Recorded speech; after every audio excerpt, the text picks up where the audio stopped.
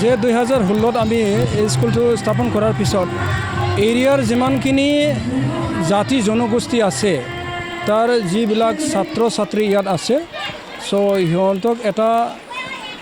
পঢ়াৰ ক্ষেত্ৰত যেটো আমি সুযোগ সুবিধা আমাৰ যেটো কেপাসিটি অনুযায়ী যেটো দিবলৈ আমি সক্ষম হৈছো সো আমি অত্যন্ত সুখী আৰু আজি 2016 পৰা যেটো আমি এস্টাবলিশ কৰি কিনে আজি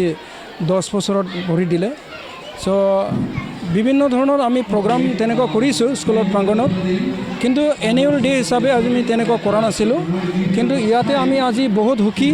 কাৰণ আমাৰ যিবিলাক ফাৰ্ষ্ট আউট ষ্টুডেণ্টছ বিলাক যেটো আছে বাহিৰত গৈ কিনে যেনেকুৱা পাৰফৰ্ম কৰিলে সিহঁতে যেটো এচিভমেন্ট কৰিলে এটো আমি লগ পাই বা শুনি বহুত ভাল লাগিছে ভাষণ প্ৰসংগত অধ্যক্ষ ডাঙৰীয়া কৈছিল যে প্ৰথম অৱস্থাত 200 ছাত্ৰ ছাত্ৰী আছিল আজি ছাত্ৰ ছাত্ৰীৰ সংখ্যা কিমান কেনেদৰে আগবাঢ়িছে যেতিয়া আমি স্টাৰ্ট কৰিছিলো তেতিয়া 200 ষ্টুডেণ্টছ আছিল তথাপিও আমাৰ যিবিলাক ইনফ্ৰাষ্ট্ৰাকচাৰ যেটো হ'বলগীয়া আছিল এটো আমি তেনেকুৱা ধৰণৰ কৰিব পৰা নাছিলো ষ্টাৰ্টিঙত আমি 200 ষ্টুডেণ্টছক লৈ কিনে যেটো এস্টাবলিশ কৰিলো তাতে আমি বালবাটিকাৰ পৰা ক্লাছ 5 লৈকে লৈছিলো ষ্টেণ্ডাৰ্ড 5 লৈকে সো আজি যেটো অৱস্থাত আছে এটো 1200 ষ্ট্ৰেংগত আছে তেকেতে আমাৰ ওচৰতে থকা যেটো এছএছবি কেম্প আছে 23rd বিএন সো ইয়াৰ commandant officer Barun Kumar sir আহিছিলে সো তেকেতে সমূহ বক্তব্যৰ জৰিয়তে আমাৰ ষ্টুডেণ্টছ বিলাকক যথেষ্ট উৎসাহ তেনেকুৱা দি গৈছে আৰু পেৰেণ্টছ বিলাকো তেনেকুৱা অলপ এৱাৰনেছ টাইপৰ তেনেকুৱা বক্তব্য ৰাখি থৈ গৈছে একচুৱেলি মিডিয়ামটো এটা প্লেটফৰ্ম হয় এটো এছামিজ বা বড়ো মিডিয়াম বা ইংলিছ মিডিয়াম এটো এটা মই যেটো ভাবো আৰু কি ইংলিছ মিডিয়ামত পঢ়িলে যে বহুতখিনি এক্সপাৰ্ট হ'ব পাৰে অকল এটোও নহয় বড়ো মিডিয়াম এছামিজ মিডিয়ামতো পঢ়ি কিনে তেনেকুৱা মানুহে নিজৰ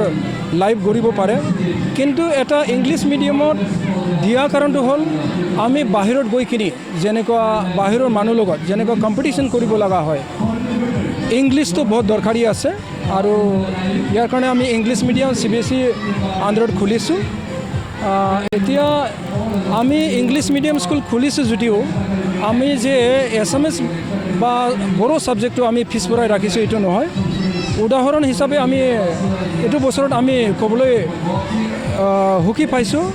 যে আমাৰ স্কুলৰ পৰা বড়ো সাবজেক্টত 99 মাৰ্ক পাই পেলাই আৰু 98 পাই পেলাই বড়ো সাবজেক্টত পাই পেলাই গোটেই অসমত CBSEৰ আণ্ডাৰত আমাৰ স্কুলৰে টপ মাৰিছে বুলি এইটো আমি ক'বলৈ মানে সুখী পাইছোঁ